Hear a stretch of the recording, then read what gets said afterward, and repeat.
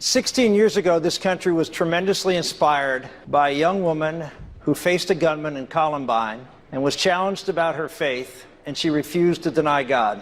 We saw her as a hero. Today, someone who refuses to defy a judge's unconstitutional verdict is ridiculed and criticized, chastised, because she's standing up and not denying her God and her faith. That is a huge difference in 16 years. It was a test we could all hope to pass. None of us would want to take. I don't really care if you live on me, Jesus.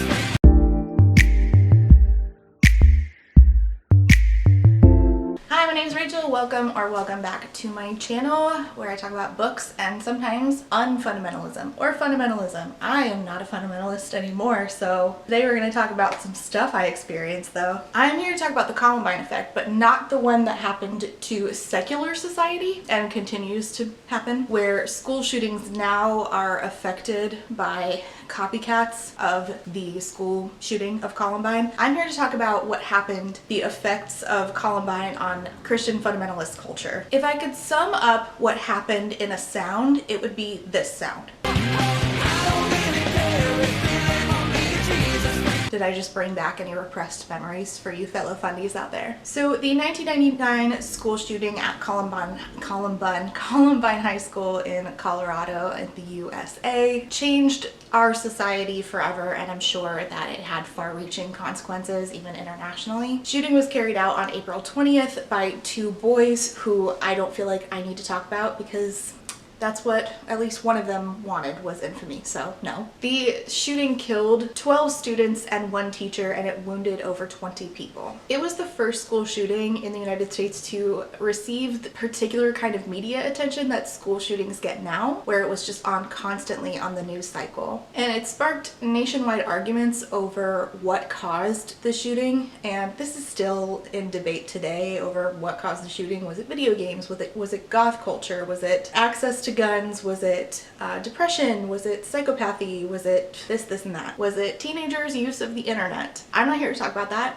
Other people have talked about that. I just want to talk about the fundamentalists and their response. If you were a Christian kid in 1999, the word Columbine has a very particular set of memories that comes along with it. Whether you were 7 at the time like I was, or you were in high school like my sister. It likely brings up memories of certain songs, books, and sermons that you sat through, possibly even videos, and you may have even sat through Underground Church, which is a game that some youth groups played where you could pretend to be a Columbine victim. Yikes. Why did this happen? Because there were myths perpetuated about Columbine being about retaliation towards religious people, particularly Christians. And all these books and now there's a movie, and all these sermons and all these songs perpetuated these myths, and those myths are still actually perpetuated today. So if I asked my family, they probably would say that yes, they still believe in the myths that happened. I don't want to ask, so I'm not going to. I don't like to talk to my family about religious stuff. I am the only agnostic in my family. All of them are still fundies. So we're going to talk about the myths and how they glorified martyrdom and how that affected Christian culture, especially for young people at the time. So let's start with, what are the myths? The myths are surrounding two girls who were murdered that day. And even if you are in secular society and didn't grow up fundy, you might know the band Flyleaf. They actually made a song based on one of the myths. They didn't know it was a myth, but it's called Cassie. Flyleaf was sort of after my time, so I can't relate. I don't think I've ever heard the song in full, but you might know of it. So I'll tell you what the myths are, starting with Cassie Bernard's myth, and then the other one, Rachel Joy Scott, and then I'll tell you what actually happened and how fundy culture, why they prefer the myths. So Cassie Bernard was immortalized as the girl who said yes. The myth surrounding Cassie Bernard, who was a devout Christian, she was a 17-year-old Columbine High School student. The myth is that one of these shooters, Eric, asked her if she believed in God. She said yes, and either he shot her. I've heard it told that either she said yes or she was about to say yes, and then he shot her. The myth takes on many forms, but either way, the immortalized tale of Cassie is that she was the girl who said yes and was a Christian martyr. Christian pop culture became inundated with Cassie Bernard stuff. So there was a very popular song that I still remember all the words to by Michael W. Smith, who was an incredibly popular artist at the time. I think he's still singing. It is called This Is Your Time. The music video was very weird. This was the time, this was the time. But we were obsessed with the song. I must have listened to it 1,000 times in the car, in my family, probably with my sister, I don't know. Some of the stuff I have blacked out. For some reason, and I never understood there were bagpipes at the end of the song,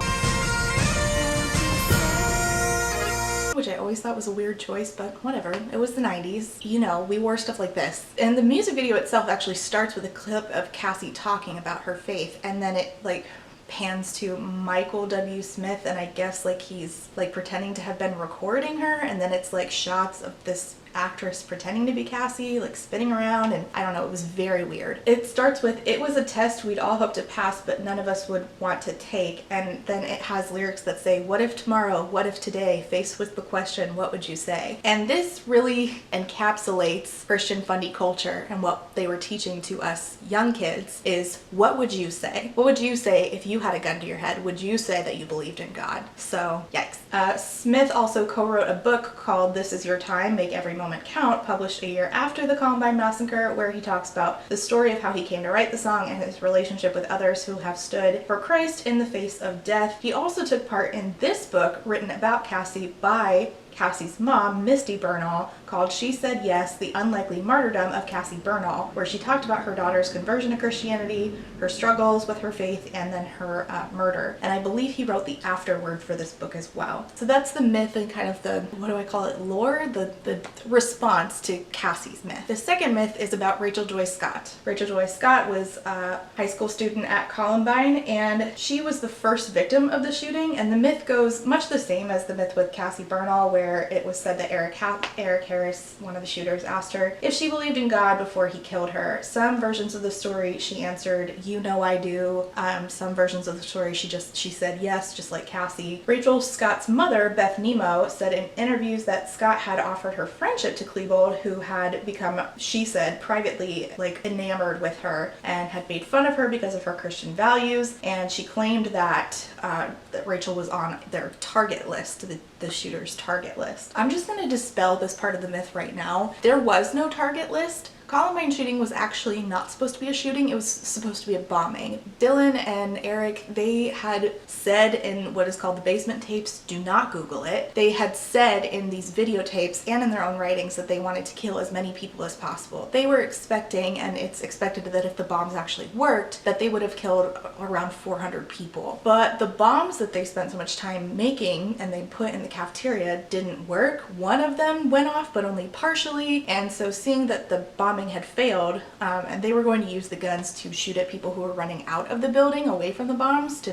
maximize the death. And they had even said in their writings, like, to their friends, if you live, you can have my computer. So they didn't have a target list. That's not a thing. But the thing about Columbine is that the particular kind of media attention at the time, and even one of the journalists at the time now has said that they weren't really interested in the facts, they were just interested in reporting on it first. And that's actually how these myths happened in the first place. There was an emphasis on finding out information, not really whether or not the information was true or not. So the bombs never went off, except one partially, and so they decided to go around shooting people. They shot a lot of people. 13 died, as I said, and 20 were injured. And then they committed suicide. There was no target list. They were trying to kill hundreds of people. They were trying to go down in infamy and have as many deaths as the guy who did the Oklahoma City bombing. Rachel Scott's parents wrote several books as well, including publishing Rachel's own journal entries. The first book was called Rachel's Tears, Spiritual Journey of Columbine Martyr Rachel Scott, and for some reason Chuck Norris wrote the foreword for it in the 10th anniversary edition. Her father, Daryl Scott, wrote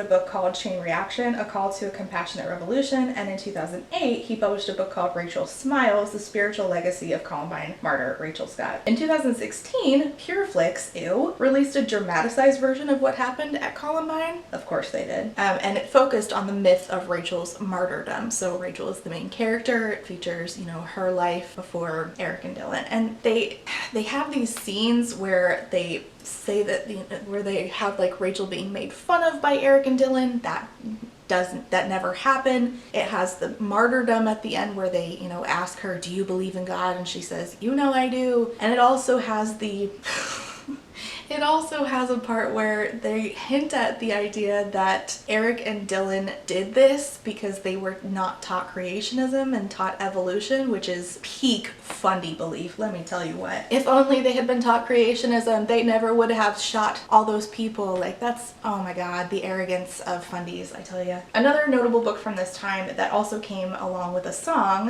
that again, I remember every word to, was Jesus Freaks by DC Talk. So the album actually came out before the Columbine Massacre, but I remember it being a big part of the regular playlist in my post-Columbine brainwashing. The book is called Jesus Freaks, Voice of the Martyrs, and features collections of stories of people being martyred for believing in God. The myth of Cassie makes an appearance in the book, in a later version of the book, and the music video for the song, I remember, and I just watched it recently, and had like a lot of like anti-communist stuff in the background, which was hilarious. Okay, so those were the myths, and those are, you know, the things that I was exposed to, the books, the songs. Here's what really happened. Rachel Scott was the first to be murdered, but no one knows for sure what transpired as far as like her last words or whether Dylan and Eric actually even spoke to her. The only eyewitness was her friend Richard Castaldo, who was shot multiple times himself and left paralyzed as a consequence. His story on what happened has changed multiple times, and I mean, who could blame him? He went through something extremely traumatic. Any of us would probably not remember very well either. The evidence points to Rachel being shot multiple times from about 10 feet away, meaning that at a minimum, the cinematic version from Pureflix is definitely not correct. There's just simply no evidence either way as to if Rachel said anything or what Rachel said at the time of her death. As far as Cassie goes, according to the eyewitness who survived, who was under the table in the library with Cassie sitting right next to her, Eric poked his shotgun underneath the table where her and Cassie were sitting, and they were laying next to each other. He said peekaboo, and then he shot Cassie. The 911 tape actually verifies this. There is a recording of what happened in the library, an audio recording, but again, please don't go listen to that stuff. It's very traumatizing. And what actually happened, the eyewitness who was sitting next to Cassie, she did an interview in this book where she talks about what happened. The myths arose from testimony from another student who was in the library. So the student was actually Craig Scott, Rachel Scott's brother, and he heard a conversation take place where a student was asked by Eric or Dylan, do you believe in God? And the student said, yes, I do. But it was not Cassie. So the person who was asked was Valerie Schnur, and she survived. She did not die. She was not shot again after she said yes and professed her faith. And this actually took place after she had already been shot. So she lay there bleeding and she said, oh my God, don't let me die. And Dylan turned around and asked her, God, do you believe in God? Valine said, yes, I believe in God. And when he asked why, she replied, because it's how my parents raised me. But because the myths of Cassie and Rachel had already started to circulate and made its way into mainstream cultural knowledge, and they didn't hear about what happened to Valerie Schnur until 6 months afterward, when she started speaking publicly about her experience, Valerie was not believed because it was misreported that it was somebody else. And Cassie Bernard's own pastor actually went and traveled to a remote church in Sudan a few months after the shooting, and the congregation's first request apparently was that he tell the story of Cassie, allegedly. I have some doubts that this happened. He said, you will never change the story of Cassie. The church is going to stick to the martyr story. It's the story they heard first and circulated for 6 months uncontested. You can say it didn't happen that way, but the church won't accept it. To the church, Cassie will always say yes, period, which is yikes. And this being taught the myths, this believing, this martyrdom story, even after you hear, oh, I heard that's not what happened. This was the experience of every single young person growing up Fundy in 1999. The information was never corrected, even if our church or our parents found out, it wasn't going to be corrected because the real story did not matter, not to them. They took these martyrdom stories and force-fed them to us in tracts and sermons and books and songs and low-quality videos, and even had kids taking pledges to be like Cassie. You can't really look at our consistent failure about school shootings without looking at the context of these false narratives, these myths that derived from Columbine and were perpetuated by Fundy. fundies. They perpetuated these lies about and exploited the murders of 2 young women in an effort to do what I can only describe as mass conditioning. It was brainwashing. They used their tragic deaths as a tool of propaganda, which caused many young Christians to grow up seeing their faith on the other side of a gun. Like, oh, we're so oppressed, our faith is literally at gunpoint because, you know, those kids shot up Columbine because of Christianity. Like that's what we were taught. The stories about Christian kids facing school shootings and standing against them, boldly proclaiming their faith, you know, perpetuating these, was an active effort on, you know, the fundies' behalf to cause hysteria in young people that would make us more on fire for Jesus. It shifted the focus off of what is an actual act of terrorism, reframing it as a war on Christianity specifically. And this framework is part of why the religious right responds today the way it does to the idea of common sense gun laws. They frame school shootings as spiritual warfare rather than questioning the availability of guns to people who should not have them. So there was an entire generation of people raised on Columbine myths who were never taught to ask if the takeaway should have been not what would you say if your faith was on the line and you had a gun to your head. It should have been questioning gun culture. We were taught, we were even drilled on it to, you know, what would we say when the anti-Christian gunmen came for us? It was glorified to the point where some people were almost excited and saw it as an opportunity. And I think that part of that is because in a world where we constantly doubt our faith, here was a fantasy that allowed us to say to ourselves, see, my faith is absolute, I would die for it. And honestly, shame on all the adults who put us into that position. This was a calculated effort to teach children I was 7 at the time. I was actually, I wasn't even 7, I was 6. I was 6 years old when Columbine happened. This was a calculated effort to teach actual children that your religious beliefs are worth dying for, rather than if you can save your life, do so. This was brainwashing. And now we see this not just with school shooting rhetoric, but other topics as well. Christian persecution complex is alive and well today. And I think that part of it, the fundy response to certain things, the way that Christian persecution complex manifests itself is rooted in Columbine. And I think a parallel can be drawn between an aspiration to die for your beliefs in a school shooting and to die for your faith instead of getting a vaccine. For example, let's look at today's TikToks, like the culture of, you know, TikTok right now. Consuming all the air inside my lungs, ripping all the skin from off my bones. I'm prepared to sacrifice my life. I would You can say what you like, don't say I wouldn't die for you. I'm down on my knees and I need you to be my. So these oppression cosplayers are living out a fantasy, the same one perpetuated by evangelicals based on the myths of Cassie and Rachel. Instead of recognizing the reality, 1, maybe we should consider common sense gun laws, and 2, you are not going to be killed for not getting a fucking vaccine, you weirdo. And they actually spend time imagining what they'll do when their day comes. That's weird. But why do this at all? So I think this has an even deeper root, right? So in fundy Christian culture, we are taught end times beliefs. And I can do a whole video on this at some point, centered around the Left Behind books, which, oh my god, fucking trauma. So the idea that we were taught is that we should be hoping for Jesus to come back, start the end of days. And there's a whole bunch of like persecution that's supposed to happen, and there's like the mark of the beast, which, I don't know, there's like the rise of the Antichrist. But true believers, they believe, will be raptured.